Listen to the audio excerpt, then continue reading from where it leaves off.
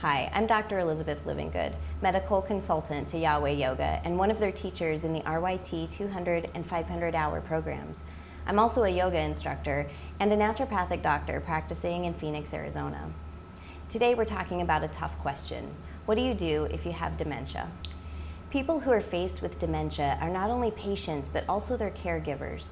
When a patient with dementia is losing their ability to comprehend the situation, the caregiver's role becomes very important. So I will address both of these today. First, you might want to ask your doctor lots of questions, such as, what type of dementia is this? There are different types, each with their own unique path, progression, and treatment. For example, familial dementia has a very early onset, while vascular dementia may have other confounding factors like clotting diseases or strokes. These would be handled differently. Knowing what type of dementia you're dealing with will help you plan for the prognosis and the progression, as well as tailor the treatment to that specific type of disease and any other aspects that come with it. Always ask about the risks and benefits of a recommended treatment. What are the risks and benefits of taking a medication, for example, but also what are the risks and benefits if you choose not to take a medication? There are also genetic tests that you could choose to get done that might help tailor the treatment further. For example, the APOE4 gene is a risk factor for Alzheimer's. It helps us metabolize fats and carbohydrates. So knowing whether we have different forms of that gene will help to guide dietary recommendations. Another important gene is the MTHFR gene. This helps us metabolize vitamins. If we have a very common defect in that gene, we'll know that we need to take active forms of vitamins in order to mitigate the memory loss that is known to be associated with that gene disruption. Second, look for all of your treatment options.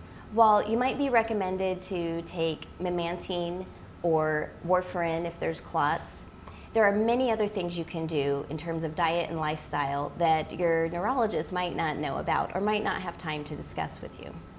Did you know that we can actually reduce inflammation in the brain simply by getting enough rest? And also by avoiding strong spikes in cortisol. This comes from quick hits of stress. Exercising aerobically on a regular basis also helps increase blood flow to the brain. And it also helps to maintain a healthy weight. We need to keep our minds actively learning. We also need to avoid toxins like tobacco. And we also need to put good things into our body like antioxidants and healthy fats. It's also really helpful to create a healthy gut microbiota. We can do this by reducing sugar and taking a probiotic. Creating a healthy gut environment is directly linked to our brain health. A naturopathic doctor is a great resource for learning how to do this. Gather your resources. It's important to have a support group around you besides your medical team. For example, the Alzheimer's Association offers specific support for both patients and caregivers. Hospice also offers support for patients and caregivers, as well as patients who don't have any caregivers. Other resources you may need are extra time and money. This might be hard to come by, but be prepared for it. You may have extra daily tasks and safety precautions that you need to prepare for. You'll also want a notebook or a computer file to keep yourself organized. These extra tasks will include things like doctor's visits, medications, and even legal documents that you're going to want to keep organized in a folder or a computer file. Finally, plan ahead. It may be very difficult to talk about these things, but in the future, it will reduce stress come decision-making time. Talk with your affected family members about if and when to stop driving. Talk about if you need to hire in-home care or even move to a care center. It's really helpful if the patient's preferences can be articulated when they're cognizant enough to make these decisions for themselves. Safety issues need to be constantly reevaluated. Checking thermometer settings, evaluating cooking skills, looking for tripping hazards all become part of your caregiving roles if you're the caregiver. Legal and financial decisions can also be very divisive, so it's helpful to talk about these in advance.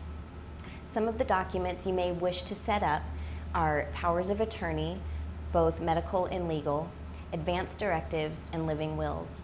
These are very difficult to do if the dementia has already progressed. So the more you can talk about this, the sooner, the better it will be in the long run.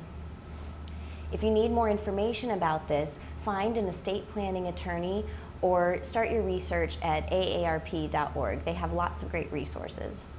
This may seem overwhelming at times, but break it down into bite-sized pieces and don't be afraid to ask for help. Know that we're here for you. You may contact me at drlivengood@yahwehyoga.com or visit my website, drelizabethlivengood.com. I'm seeing patients in person in Phoenix, Arizona, or via telemedicine anywhere in the world.